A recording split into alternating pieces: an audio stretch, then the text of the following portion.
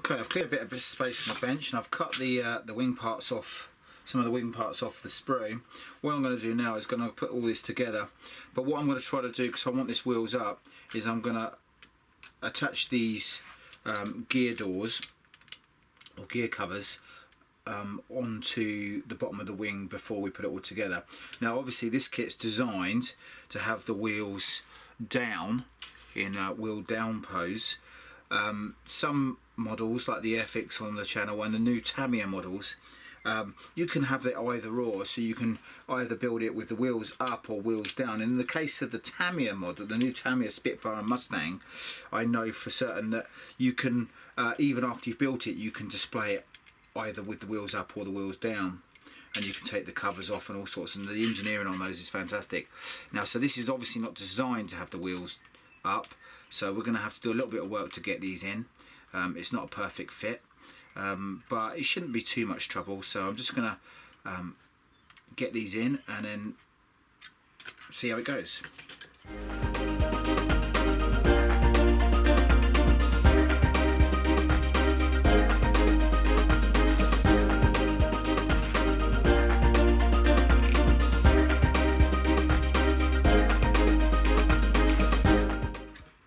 So the more I test fit and the more I work at this, you know, I could stick this in now, but it would require a little bit of pulling and taping. But what I'm doing, I'm just getting it to the point where it's almost just a perfect fit, just taking off a little bit at a time.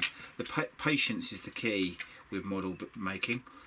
If you're not patient with it, you're likely just to ruin things. So I'm happy with that. I'm going to come in here with the glue.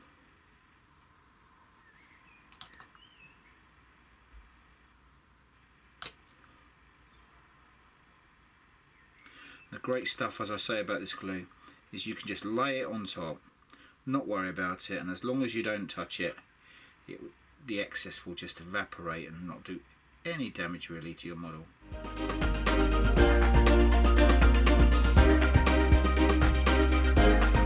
just going to grab some white tack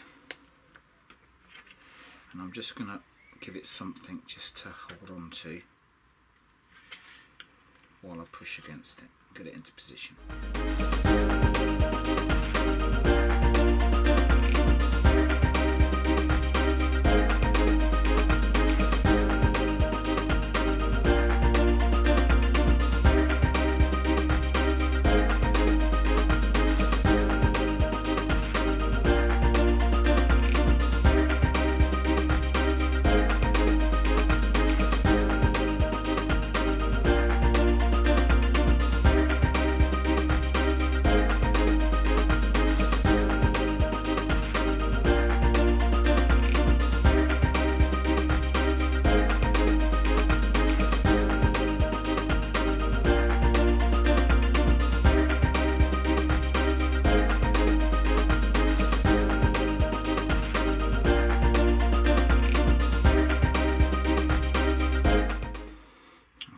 Leave those to dry for the bit.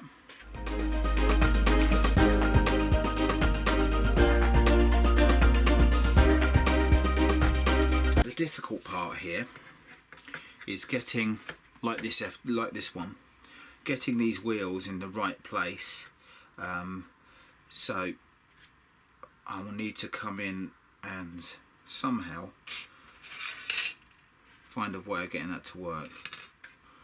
I think what we'll do is we'll put this section on and then we'll be able to slip the wheels in much easier.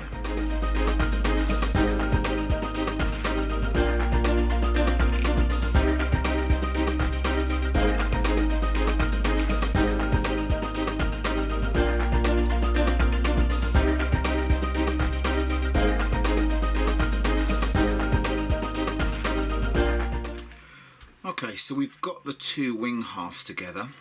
I've put in one of the flaps here, and I'm just going to show you how I did this one, because the flap in the model is designed to be down.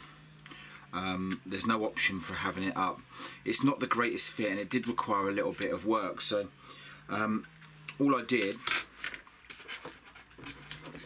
removing these little tabs, and I came in with a scribe and just scribed along the part where I didn't want. So I want to get rid of this little bead here. Just run my scriber along it a little bit for a few times.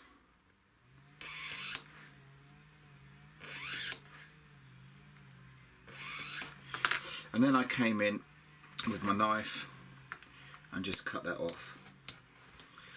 So that's taken that off quite nicely. Clean it up with a sanding stick, and that's taken that off. Now I put a little bit of white tack in there just so it holds it up, and you can see actually that one doesn't fit too badly. So it doesn't fit too badly in this section, just needs a little bit off here where the wing roots join in here with the flaps. You may be able to see it's a bit of a gap there, not the best fit really. I'm trying to see if I've done anything wrong with the lining up of the wings, and you know, that's not too bad. So there's obviously an issue here where this wing root and joins with the wing. So we're going to have to deal with this little issue. This side seems a lot better, this side doesn't seem so good, but we'll deal with that once we get the wings all together.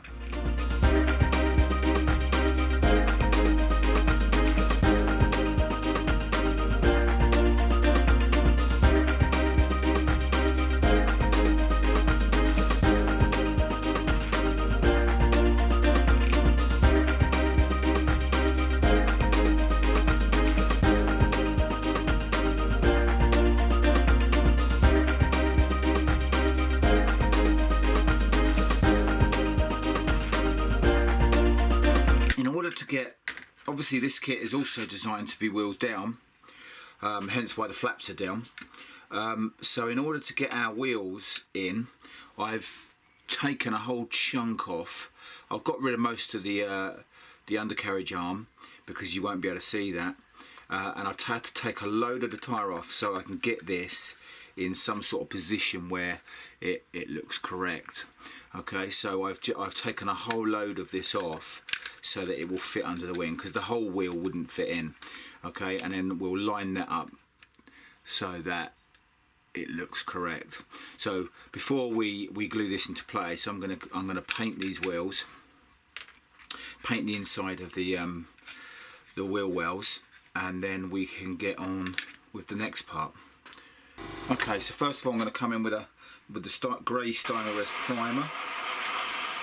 Just give that a coat.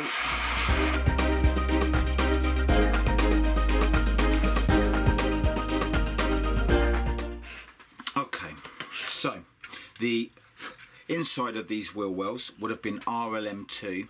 The only RLM2 I've got is from the Extra Acrylics range. Some people don't like these paints. I've found them okay. They're not my favourite. They do leave a bit of a glossy finish, but I've found them okay as long as you use the correct thinner. You can't use Tamiya X20A with this because it just gloops it up. Now normally when I'm airbrushing I would tend to have my extractor on, so if I turn that on, as you can probably hear, it makes a big racket while I'm videoing. So for some of this video I may turn it on, but when I'm talking I'm obviously going to need to turn it off because it's just too loud.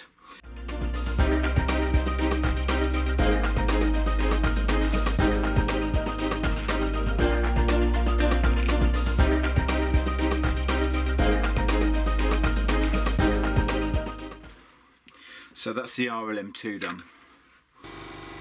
Next thing we're going to do, we're going to come in and we're going to paint the wheels. Now I'm going to paint the tyres by hand. So I'm going to paint the hubs and the arms using a metallic paint. Now, metallic paints there's several on the market. You could go for something like a Model Air. This is Model Air steel. It's not one I really use a lot. You could go for the Tamiya metallics, but I find their metallics don't really look that realistic. Maybe something I'm doing. You can go for something like the AK Extreme Metal or even some Alclads, which are a similar sort of product, so lacquer based paint, and creates a really good, nice, realistic looking finish. Bit extreme for this small part. If I was doing a whole aircraft metal, I probably would use one of these two, but in this case, because I'm only doing a very small part, I would just use something else. Also, another one I'm trying out at the moment, so this is MIG metal colour, and I also have some Vallejo metal colour, trying out different ones, and so I may use one of those because they don't really require thinning.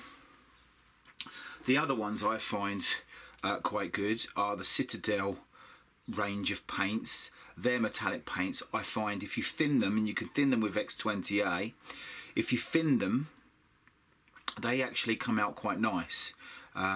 So you've got a whole variety. I think the best thing to do is test some out, see what you like, and then you'll find you'll probably keep coming back to the same ones. I'm just going to come in with some MIG steel. Well, I guess technically they'd be aluminium, so actually let's come in with the MIG flat aluminium. I haven't used this before, so I'm just going to give that a good shake.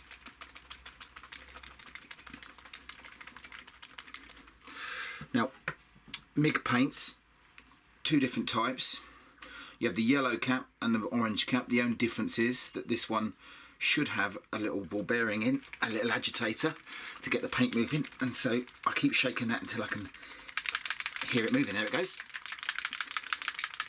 A really good shake. Right, so you can paint this stuff straight out of the bottle. Just check my flow, and I'm just going to come in here and paint that section all with the paint.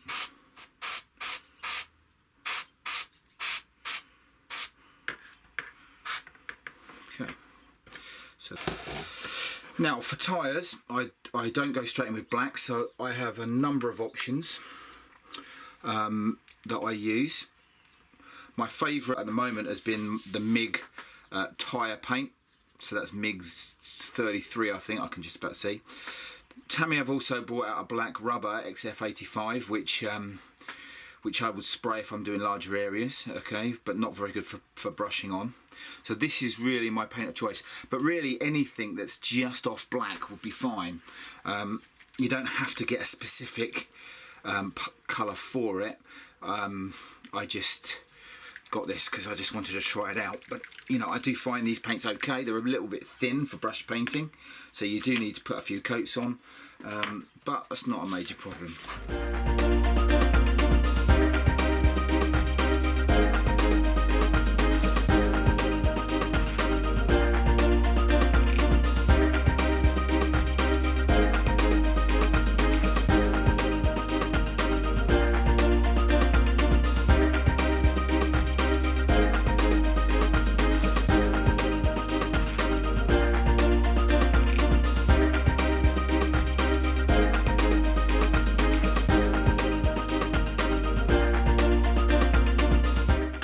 Okay, so that's the two wheels painted.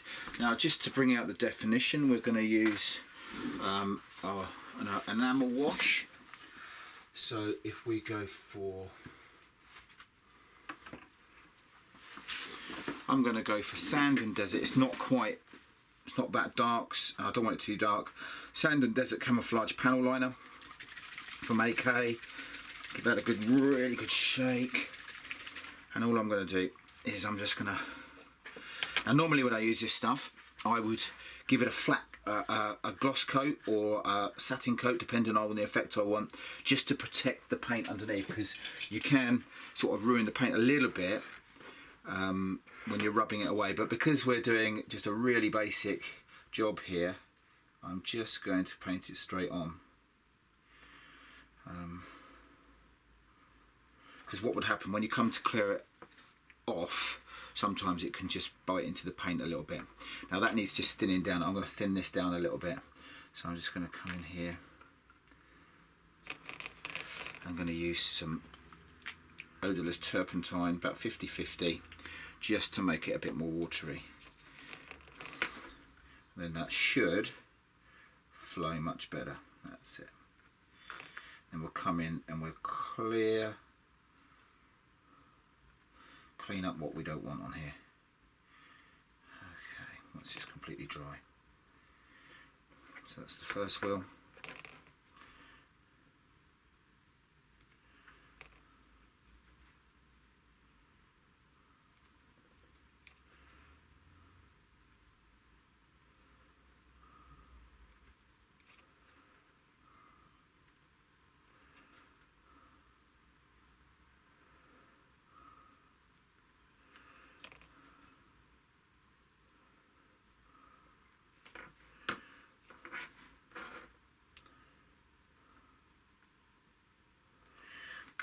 Okay, so we'll leave that to dry,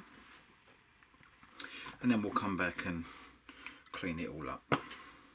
So using a cotton bud, what I'm just going to do, I'm going to come in and just wipe away some of the excess.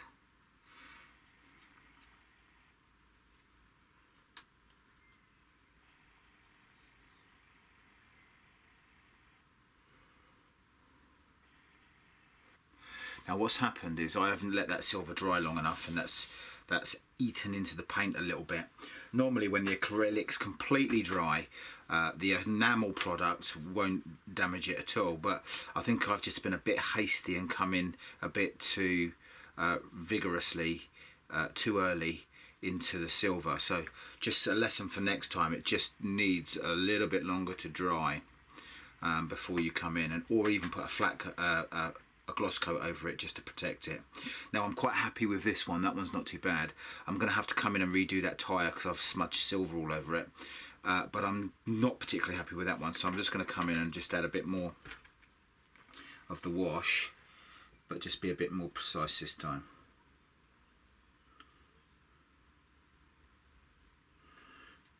Just adding it to certain areas. It's important you just have a really good brush for this, and then we don't have to really do any cleanup.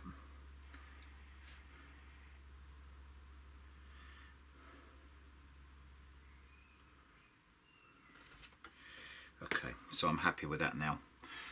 As you can see, it's not too bad. I'll do the same with this one. Just pick out some bits.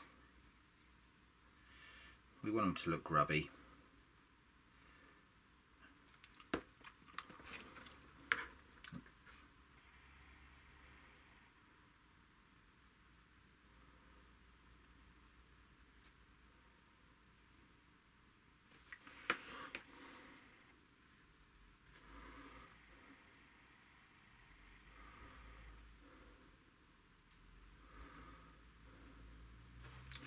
Okay, so that's those done. What we're going to do, we're going to insert them into the wings. Just a word of mention, probably not a wise idea to mix your palette. I tend to, just couldn't be bothered to find another palette, but I tend to keep my oil and enamel palettes and my acrylic palettes separate because the two don't really go together very well. So what we want to do now is we want to insert these up into the wings.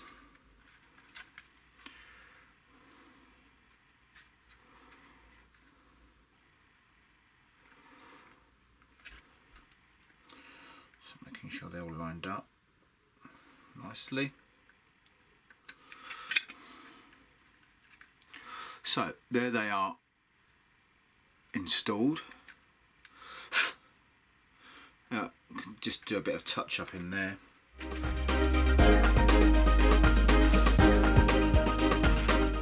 I'm going to come in with the white Hasegawa glue and the extra thin first. So extra thin, I'm just going to come in where all the parts are touching.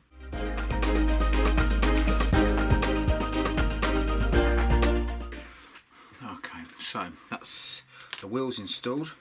What I'm going to do is I'm going to put some super glue, some CA glue, in here as well, just to really strengthen that out so it just doesn't move when I attach the wings to the fuselage.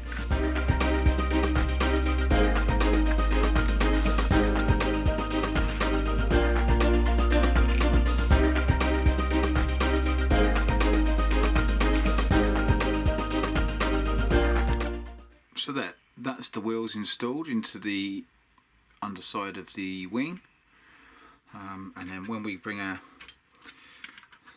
body on top, you'll see that it doesn't look too bad at all. Okay, so I'm going to have to deal with these little parts here.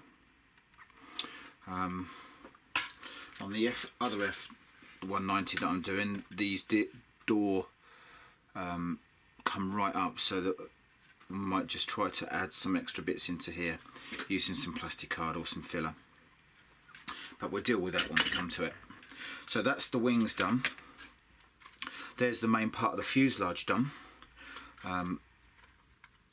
This slots nicely onto the front. The next stage is going to be cleaning up all these seam lines, rescribing some of the seam lines where I just had to sand away, and I'm going to come in and I'm going to add some rivet detail. So in the next part I'm going to come in and I'm going to talk to you about how we add in some riveting detail onto the wings and the fuselage in this aircraft. I'm going to talk through the different tools that I've got and that I use.